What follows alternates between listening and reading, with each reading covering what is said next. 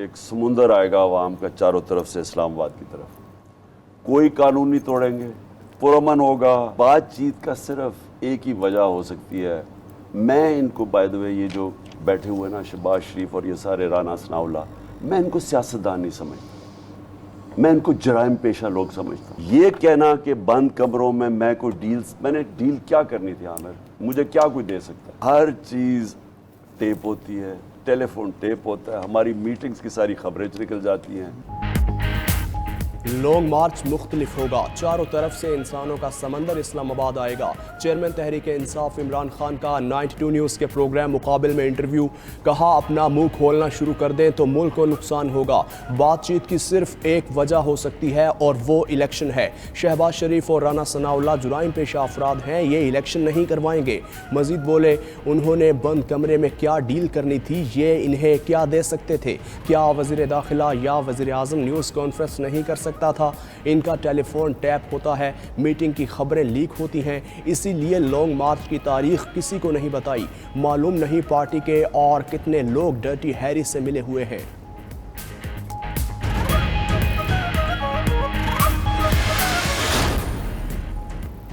تحریک انصاف کا long march آج دن 11 بجے لاہور سے شروع ہوگا. لبرٹی چوک سے لانگ مارچ کی قیادت عمران خان کریں گے. چیئرمین پی ٹی آئی کا لبرٹی چوک کا دورہ, انتظامات کا جائزہ لیا. کہتے ہیں چوری کرنے اور این آر او لینے والوں سے آزادی کا مارچ ہے.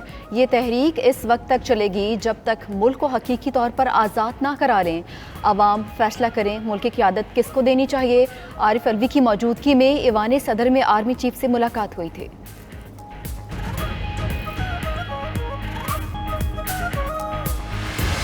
اگر آپ کا دل مطمئن ہے کہ آپ کا سپہ سالار غدار ہے, میر جعفر ہے, آپ رات کی خاموشی میں بند دروازوں کے پیچھے ہمیں ملیں, اپنی آئینی غیر آئینی خواہشات کا اظہار کریں, وہ بھی آپ کا حق ہے. لیکن یہ نہیں ہو سکتا کہ دن کی روشنی میں اسی بندے کو آپ غدار کہیں. یہ میر جعفر کہنا, میر صادق کہنا, غدار کہنا, نیوٹرل کہنا, جانور کہنا اس لیے نہیں ہے کہ میرے ادارے نے, میری ایجنسی نے, آرمی چیف نے غداری کی ہے. یہ اس لیے بھی نہیں ہے کہ انہوں نے کوئی غیر آئینی غیر قانونی کام کیا ہے. یہ اس لیے ہے کہ انہوں نے, ان کے ادارے نے غیر آئینی غیر قانونی کام کرنے سے انکار کر دیا. اگر سپہ سالار غدار ہے تو آپ بند دروازوں کے پیچھے ملتے کیوں ہیں؟ آئی ایس آئی کے سربراہ لیفٹیننٹ جنرل ندیم احمد انجم کی پہلی مرتبہ نیوز کانفرنس. بولے الزامات اس لیے لگ رہے ہیں کیونکہ ادارے اور آرمی چیف نے غیر آئینی کام سے انکار کیا. غیر قانونی کام سے انکار پر میر جعفر, میر صادق جانور اور نیوٹرل کہا گیا. فوج کے شہیدوں کا مذاق بنایا گیا. ہر ممکن کوشش کی گئی سیاستدان بیٹھ کر معاملات حل کریں, مگر ایسا نہ ہو سکا.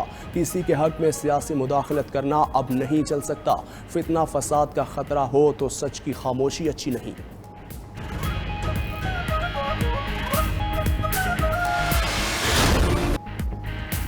لانگ مارچ آئینی حق ہے مگر ملک کو غیر مستحکم کرنے کی اجازت نہیں دیں گے.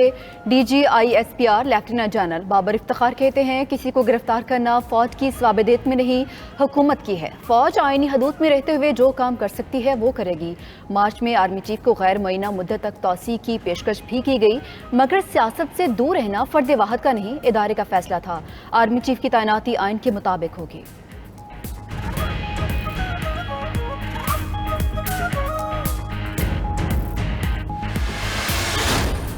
کے حوالے سے حال ہی میں کئی حقائق منظر عام پر آ چکے ہیں جس نے اس کھوکھلی اور من گھڑت کہانی کو بے نقاب کر دیا ہے. آئی ایس آئی نے بڑے واضح اور پروفیشنل انداز میں نیشنل سیکیورٹی کمیٹی کو بتا دیا تھا کہ حکومت کے خلاف کسی بھی قسم کی سازش کے کوئی شواہد نہیں ملے. یہاں تک کہا گیا کہ سائفر کو چھپایا گیا. تو پھر سوال یہ ہے کہ فورن آفس جو سائفر پروسیس کر رہا تھا, کیا اس نے اسے چھپایا تھا؟ جو اس وقت سائفر کو ہینڈل کرنے کے ذمہ دار تھے ان کے خلاف پھر کیا ایکشن لیا گیا؟ اور اگر نہیں لیا گیا کوئی ایکشن ان کے خلاف تو کیوں نہیں لیا گیا, اور ان کے نام کیوں نہیں لیے جاتے؟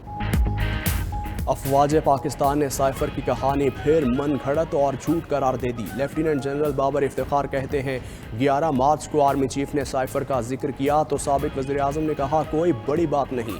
27 مارچ کو جلسے میں ایک کاغذ کا ٹکڑا لہرا دیا گیا جو حیران کن تھا۔ ISI کو کسی سازش کے شواہد نہیں ملے، سفیر کی رائے کو ذاتی مقاصد کے لیے استعمال کیا گیا۔ نیشنل سیکیورٹی میٹنگ سے متعلق غلط خبریں چلائی گئیں، ہر چیز کو غداری اور رجیم چینج سے جوڑا گیا۔ حقائق قوم کو بتانا چاہتے تھے لیکن سابق حکومت نے ایسا کرنے نہ دیا۔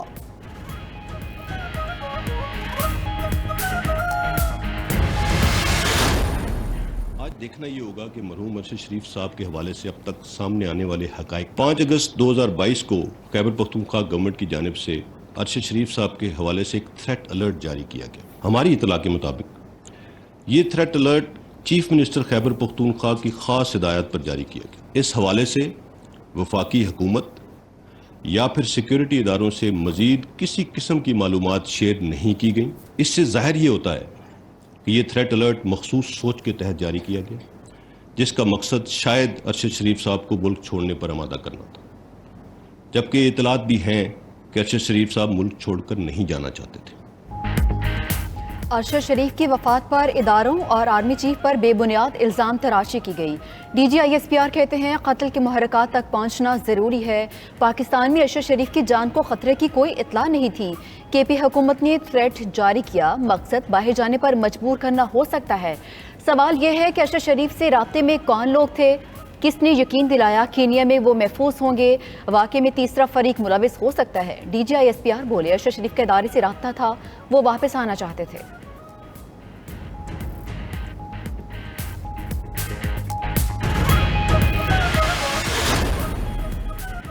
لانگ مارچ سے عدم استحکام کا خدشہ، وفاق کا تمام صوبوں کو مراسلہ۔ وزارت داخلہ نے صوبوں گلگت بلتستان اور آزاد کشمیر کی حکومتوں کو خط لکھا، کہا کسی کو وفاق پر چڑھائی کی اجازت نہیں دی جا سکتی۔ آئین کے تحت ہر صوبہ وفاقی قوانین پر عمل درآمد کا پابند ہوگا۔ تمام سرکاری ملازم آئین اور ریاستی قوانین کے تابع ہیں۔ کسی حکومتی ملازم کو لانگ مارچ میں شرکت کی اجازت نہیں۔ صوبائی حکومتیں سرکاری ملازمین کی لانگ مارچ میں شرکت نہ کرنے کو یقینی بنائیں۔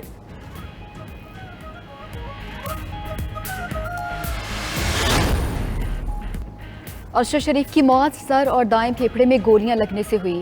ارشد شریف کی موت گولیاں لگنے کے 10 سے 30 منٹ کے اندر ہوئی۔ سینئر صحافی ارشد شریف کی ابتدائی پوسٹ مارٹم رپورٹ سامنے آ گئی۔ شہید کے جسم کے مختلف اعضاء کے نمونے فورینسک لیب کو بھجوا دیے گئے۔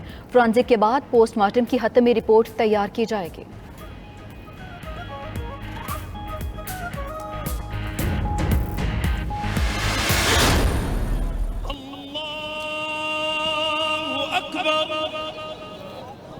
اللہ اکبر،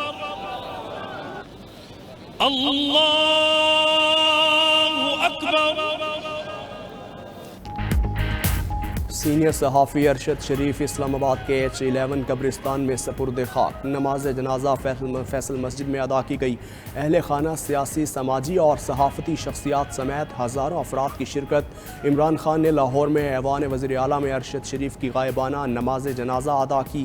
دیگر شہروں میں بھی ارشد شریف کی غائبانہ نماز جنازہ ادا۔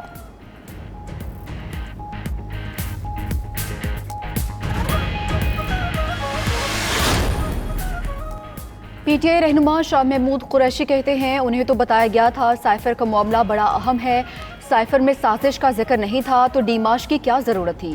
اسد عمر بولے انتخابات کرانے سے ملک میں سیاسی استحکام آئے گا، فوج آئینی کردار میں رہنا چاہتی ہے تو اچھی بات ہے۔ فواد چودھری نے کہا اداروں کی پریس کانفرنس کا جواب نہیں دے سکتے، احترام برقرار رہنا چاہیے۔ ارشد شریف KP حکومت کے کہنے پر باہر نہیں گئے ہیں۔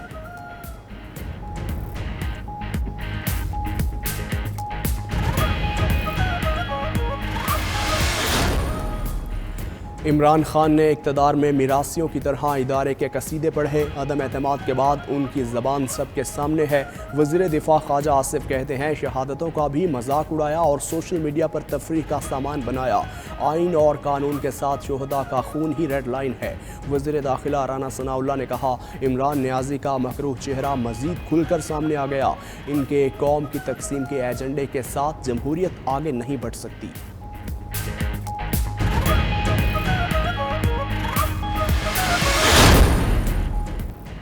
वज़ीर आज़म के मुशीर कमर ज़मान कायरा कहते हैं इमरान खान ने साइफर के नाम पर ड्रामा रचाया। वो बंद कमरों में मिन्नतें और खुले में धमकियां देते हैं। इमरान खान ने इदारों को तकसीम करने की साजिश की। वो मुल्क के निज़ाम को गैर मुस्तहकम करना चाहते हैं। मुल्क के खिलाफ किसी किस्म की साजिश कामयाब नहीं होने देंगे। अताउल्ला तारड़ बोले PTI वाले बंद कमरों में डील्स मांगते फिरते हैं। उन्होंने शहदा के खून पर भी सियासत की।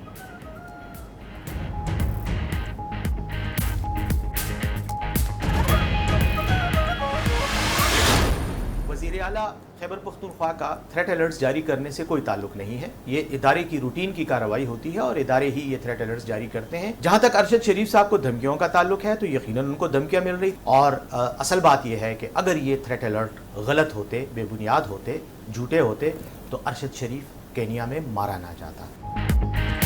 मुआविन खुसूसी इत्तलात खैबर पख्तूनख्वा बैरिस्टर सैफ कहते हैं अरशद शरीफ के लिए थ्रेट अलर्ट CTD ने जारी किया। वज़ीर आला का थ्रेट अलर्ट जारी करने से कोई किरदार नहीं होता।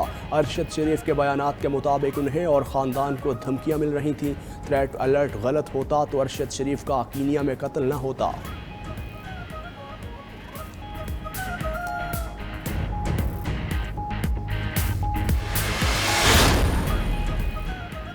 अमरीकी अरबपति एलन मस्क ने $44 अरब में ट्विटर खरीद लिया। एलन मस्क ने सोशल मीडिया कंपनी ट्विटर का बाकायदा कंट्रोल संभाल लिया और ट्विटर के CEO प्राग अग्रवाल समेत 3 एग्जीक्यूटिव्स को बरतरफ कर दिया।